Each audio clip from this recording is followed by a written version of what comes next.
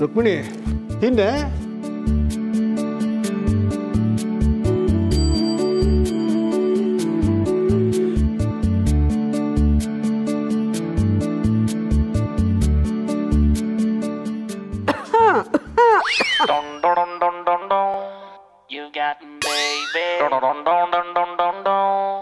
ಯಾಕೆ ಏನಾಯ್ತು?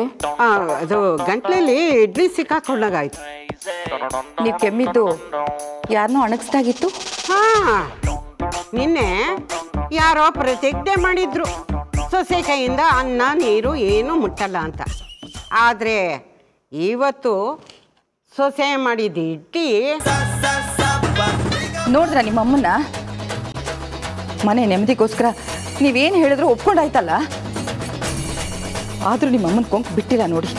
ಕಾಲು ಕೆರ್ಕೊಂಡು ನನ್ನ ಜೊತೆ ಜಗಳಕ್ಕೆ ಬರದೆ ಹೆಸರೇ ತಿಂದಿದ್ದು ಅರಗಲ್ಲ ಅನ್ಸತ್ತೆ. ಲೇ, ಸುಮ್ಮನೆ ನನ್ನ ಮಗನ ಯಾಕೆ ಮಧ್ಯೆ ಹೇಳಿದೀಯಾ? ಮನೇಲಿ ಜಗಳ ಮನಸ್ತಾಪ ನೋಡಿ ನೋಡಿ ಮಕ್ಕಳೆಲ್ಲ ಕಂಗಾಲಾಗ್ಬಿಟ್ಟಿದ್ದಾರೆ. ಅದಕ್ಕೆ ಸ್ವಲ್ಪ ನಗಲಿ ಅಂತ ಹಾಗಂದೆ ನನ್ನ ಮುದ್ದಿನ ಸೊಸೆ. ರುಕೋ, ಈ ಸಾರಿ ಹಬ್ಬಕ್ಕೆ ನಿನಗೆ ಚಿನ್ನದ ಡಾಬ್ ಮಾಡಿಸ್ಕೊಡೋದಕ್ಕೆ ಹೇಳ್ತೀನಿ ನನ್ನ ಮಗನಿಗೆ. ಲೋ ಪ್ರಸಾದು, ಅವಳಿಗೆ ಡಾಬ್ ಮಾಡಿಸ್ಕೊಡೋ. ಡಾಬಾ?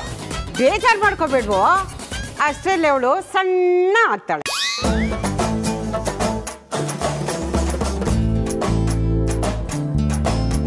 ನೋಡ್ರಿ ನಿಮ್ಮಮ್ಮನ್ನ. ತಿನ್ನೆ ಪ್ರತಿಭಾ. ಹಾ ಮಾವ. ಕೂತ್ಕೊಬ್ಬಮ್ಮ. ನಿನ್ನೆ ರಾತ್ರಿ ಕೂಡ ಊಟ ಮಾಡಿಲ್ಲ ಅನ್ಸುತ್ತೆ. ಇನ್ನೂ ಅಜಯ್ ಬಂದಿಲ್ಲ, ಅವನಿಗೆ ಬಡಿಸ್ಬಿಟ್ಟು ಆಮೇಲೆ ತಿಂತೀನಿ ಮಾವ. ಯಾಕಿನ್ನೂ ಬಂದಿಲ್ಲ ಅವನು? ನಾನು ನೋಡ್ಕೊಂಡ್ ಬರ್ತೀನಿ. ಸರಿ, ನಾನು ಬರ್ತೀನಮ್ಮ. ಭಾನುವಾರನೂ ಕೆಲಸ ಏನೋ ನಿನಗೆ? ರುಕ್ಮಿಣಿ, ಕಾಯಿಲೆ ಕಸಾಲೆ ಅನ್ನೋದು ಭಾನುವಾರ ಅಂತ ಕೇಳ್ಕೊಂಬರುತ್ತಾ? ಡಾಕ್ಟ್ರ್ ಅಂದಮೇಲೆ ರೋಗಿಗಳು ನೋಡಲೇಬೇಕು. ಅದು ಭಾನುವಾರ ಏನು ಬಂತು? ನೀವು ಹೋಗ್ಪಾಪ. ಸರಿಯಪ್ಪ, ಸರಿಯಮ್ಮ, ಬರ್ತೀನಿ. ಬಾಯ್ ಅಜ್ಜಿ. ಬಾಯ್ ಬಾಯ್ ಬಾಯ್ ಬಾಯ್.